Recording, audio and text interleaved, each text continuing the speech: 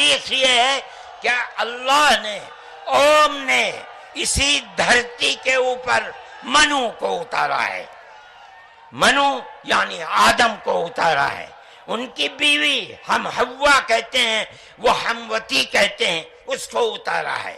ہم اسی کے وہی ہمارے پوروج ہیں، سب کے پوروج ہیں، نبیوں کے پوروج ہیں، رسولوں کے پوروج ہیں، ہندوؤں کے پوروج ہیں، مسلمانوں کے پوروج ہیں، عیسائیوں کے، ساری دنیا کے ہم نے ان کے قدموں کے اوپر سر رکھا ہوا. اب حالات یہ بھی آنے لگ گئے میرے عزیزوں، کچھ بنام علماء بھی سامنے آ رہے ہیں جن کے چہروں پر داڑھی بھی ہے، سروں پر ٹوپی بھی ہے اور جبہ بھی ہے، اور آگے میدان میں آ رہے جن کے فالوورز بھی ہیں، جن کے ماننے والے لوگ، جن کو سننے والے لوگ بھی ہیں. آگے آ کر کے وہ آپ مسلمانوں کو یہ تسلی دینے لگ رہے ہیں کہ مسلمانوں ڈرو مت، بی جے پی بھی اچھی ہے، RSS بھی اچھا ہے. یہ وہی غدار ہیں، یہ وہی منافقین ہیں جو اس امتحان کے بعد ان کا کھوٹا ہونا اللہ تعالیٰ نے سب پر ظاہر فرمایا. اس لیے میرے عزیزوں، اے سنی مسلمانوں، ان ظالموں سے زیادہ تمہیں جس چیز سے اپنی آپ کی حفاظت کرنی ہے وہ جماعت کے اندر موجود غداروں سے اپنی حفاظت کرنی ہے. بہت اچھا. ہاں، یہ جو دشمن ہے وہ تو تمہیں کچھ نہیں کر سکیں گے، بلکہ وہ جب غرہ آئے گا تمہارا جذبہ اور بلند ہوگا. جب بھی دشمن چھیڑ خانی کرے گا تمہارے جذبات اور بلند ہوں گے اور تمہارا ایمان مضبوط ہوگا. مجھے ڈٹا رہنا ہے، لیکن ان دشمنوں سے زیادہ اگر تمہیں کوئی نقصان پہنچاتا ہے تو تمہاری جماعت کے اندر موجود منافق آ کر کے کہتا ہے ارے بھائی چھوڑ دے، حالات خراب ہیں، چھوڑ دے، خاموشی اختیار کر، حکمت سے چل، مصلحت کے ساتھ چل. ان کا بھی ہاتھ ملا لے، ان کا بھی ہاتھ ملا لے، گدھے کو بھی باپ بول. یہ وہی لوگ ہیں جو تمہارے حوصلوں کو پست کرتے ہیں، جو تمہیں بزدل بناتے ہیں. اس لیے میرے عزیزوں، میں آپ سے کہتا ہوں ان منافقین کی صحبت میں رہنا تمہارے لیے اتنا خطرناک ہے، اتنا خطرناک ہے کہ وہ وقت بھی آ جاتا ہے کہ جو ان منافقین کی بزدلی کا شکار ہوتا ہے وہ ایمان سے بھی ہاتھ دھو بیٹھتا ہے اور میرے نبی کی عزت پر سمجھوتا بھی کر لیتا ہے، سمجھوتا بھی کر لیتا ہے. یہ میری دیکھی ہوئی باتیں میں آپ کے سامنے عرض کر رہا ہوں. اس لیے حالات کا بہانہ کوئی نہ بنائے. حالات ہمارے لیے ہر زمانے میں ایسی ہی رہے ہیں، بلکہ اس سے سخت بھی رہے ہیں. آج 5 سال بھیک مانگ کر کے آنے والی جو حکومتیں ہیں، کرسیاں سجائی ہوئی بیٹھی ہیں، ان سے اگر تمہیں ڈر لگتا ہے تو تمہیں میں چند 100 سال پہلے لے جاؤں، جب اس پورے اکھنڈ بھارت پر اکبر جیسے ڈکٹیٹر کی حکومت تھی. اکبر بڑا ظالم اور وہ مرتد ہو چکا تھا اور ایک نیا دین قائم کر چکا تھا، میرے نبی کے دین کو ختم کر کے. اس کے اعتبار سے اعلان کر چکا تھا کہ اب دین مصطفیٰ پرانا ہو چکا ہے، ایک نیا دین شروع ہوگا. وہ ایسا بادشاہ جو الیکشن سے آیا نہیں، وہ ایسا بادشاہ جو جمہوریت کا نہیں، بلکہ خود ساختہ، خود کا پاور، لاکھوں کی فوج اس کے پاس. اس وقت کا بھارت، اس وقت کا ہندوستان جس میں پاکستان، بنگلہ دیش، افغان کی سرحدیں، ایران کی سرحدیں بھی آتی تھی. اتنا بڑا بھارت کا وہ اکیلا بادشاہ جب یہ اعلان کر دے تب تو حالات اور کتنے خراب رہے ہوں گے.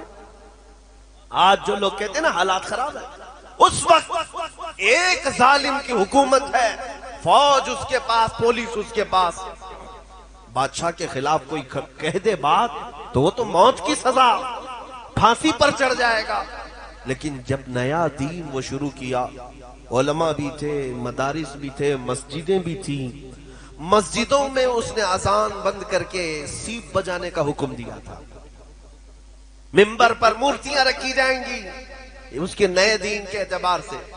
لیکن جانتے ہو آج حالات خراب ہونے اور مصلحت اور حکمت کی بات کرنے والوں سے میں کہتا ہوں چند 100 سال پہلے جاؤ، اس اکبر جیسے ڈکٹیٹر اور ظالم کے زمانے میں یہ کہہ کر کے علماء خاموش نہیں بیٹھے کہ حالات بہت خراب ہے، ظالم کی حکومت ہے، بلکہ اس کے ظلم کے باوجود بھی منبر سے برسر اعلان ایک مجدد اٹھتا ہے جسے احمد فاروقی سرہندی کہا گیا، اور نعرہ بھی لگایا کہ اگر اس دھرتی پر کوئی دین باقی رہے گا تو مصطفیٰ کا دین رہے گا، اسلام کے نام پر جو رہے گا وہ دین محمد ہی رہے گا، کسی اکبر کا لایا ہوا دین نہیں چلے گا۔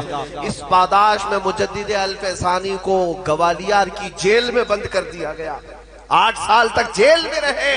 بادشاہ نے ان علماء کو قید کر دیا، تو کیا یہ قید ہو جانے کے بعد ان کا مشن اور ان کی تحریک بند ہو گئی؟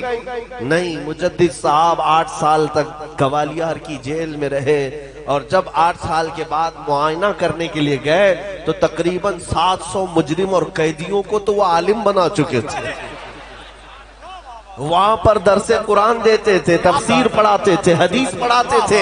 ارے جیل نہیں، عشق رسول کا مرکز بن چکا تھا۔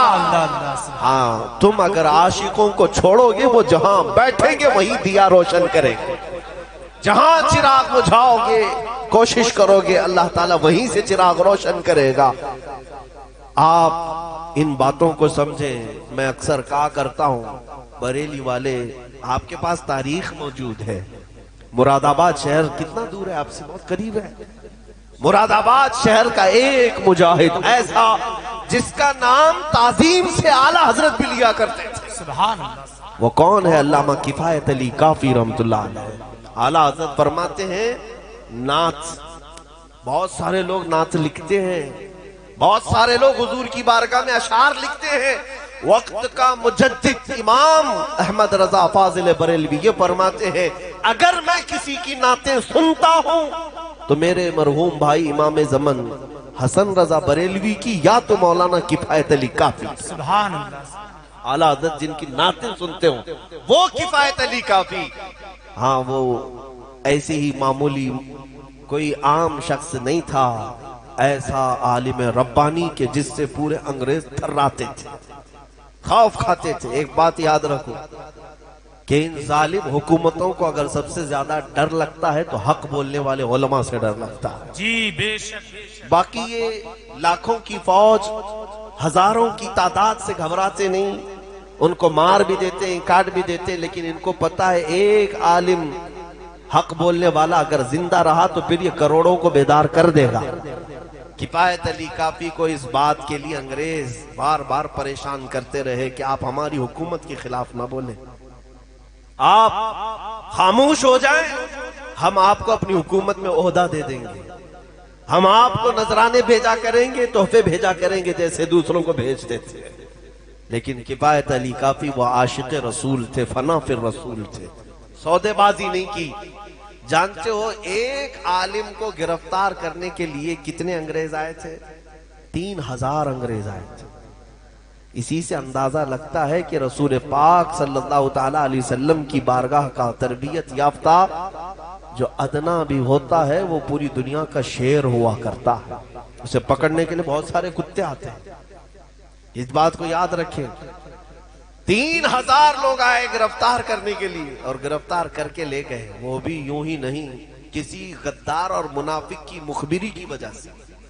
ہماری جماعت کا کوئی غدار تھا جس نے مخبری کر کے ان کو پکڑوایا، انگریز لے کر کے آئے تو دارالعمارت میں رکھ کر کے مولانا کفایت علی کافی کو بار بار ٹارچر کرتے تھے، سزائیں دیتے، لیکن آپ ٹس سے مس نہیں ہوتے۔ حضور پاک کی عزت اور حضور پاک کی ناموس کی حفاظت کسے کہتے سنو۔ رات کے وقت انگریز گرم استری ان کے جسم پر پھیرتے تھے، استری کو گرم کر کے ان کے جسم پر پھیرا جاتا تھا، پریس، اور جب چمڑی جل جاتی تھی تو جسم پر نمک چھڑکتے تھے، نمک ڈالتے تھے۔ علامہ کفایت علی کافی رحمت اللہ علیہ کو ایسی سزائیں دی، اس کے باوجود انہوں نے اپنا نظریہ نہیں بدلا، نہ ہی اپنا قول۔ وہ چاہتے تو پیسہ بھی لے لیتے، عہدہ بھی لے لیتے، چھوڑ دیتے، حالات خراب ہیں، نہیں۔ جو سچا محب رسول ہوتا ہے وہ حالات کو نہیں دیکھتا، وہ گنبد خضرا کو دیکھ رہا ہوتا ہے۔ کفایت علی کافی رحمت اللہ علیہ کو مراد آباد کے چوراہے پر لا کر انگریزوں نے پھانسی پر چڑھانے کا حکم دیا۔ یہ 1857 سے پہلے کی بات ہے۔ توجہ، مراد آباد شہر کے چوراہے پر جب پھانسی پر آپ کو چڑھایا گیا، اس وقت بھی آپ کی زبانوں پر اس زبان پر ایک ہی کلمہ تھا، کوئی گل باقی رہے گا نہ چمن رہ جائے گا، پر رسول اللہ کا دین حسن رہ جائے گا۔ سب فنا ہو جائیں گے کافی وہ، لیکن حشر تک نام حضرت کا زبانوں پر چلن رہ جائے گا۔ بے شک بے شک۔ وہ یہ نعت پاک سنا بھی ہوگا آپ نے، مشہور ہے۔ اس کے بعد آپ کو پھانسی دے دی گئی۔ جو بات میں کہنے جا رہا ہوں سنو،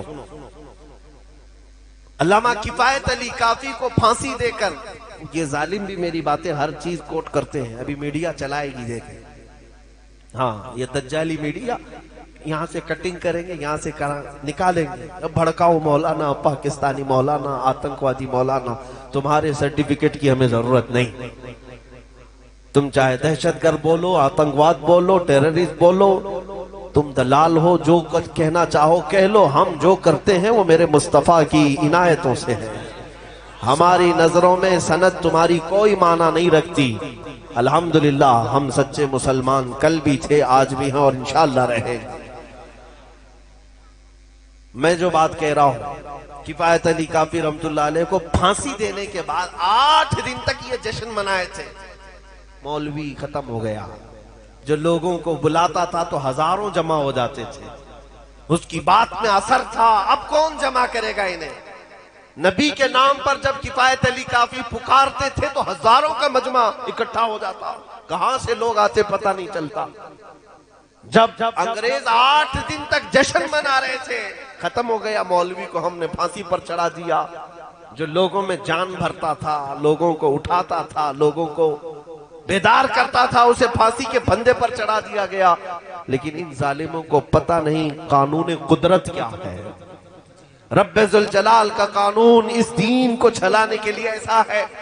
تم ادھر مراد آباد شہر میں کفایت علی کافی کو پھانسی دے رہے ہو، پڑوس شہر میں مولا امام احمد رضا کو پیدا کر رہا۔ اللہ اللہ اللہ، ایک عاشق رسول کو تم نے سولی پر چڑھا کر کے یہ تصور کر لیا کہ اب لوگوں کو عشق کے جام پلانے والا چلا گیا، لیکن اللہ کریم نے ایسا عاشق رسول دوبارہ پیدا کیا کہ وہ اٹھا تو صرف بریلی نہیں، نہ مراد آباد، نہ ہندوستان، بلکہ عرب میں، عجم میں، افریقہ کے صحراؤں میں بھی یہ بات گونجنے لگ گئی۔ مصطفیٰ جان رحمت پہ لاکھوں سلام، شمع بزم ہدایت پہ لاکھوں سلام، ڈال دی قلب میں عظمت مصطفیٰ، یہ ہر بچہ پکارتا ہے آج، سیدی اعلیٰ حضرت پہ لاکھوں سلام۔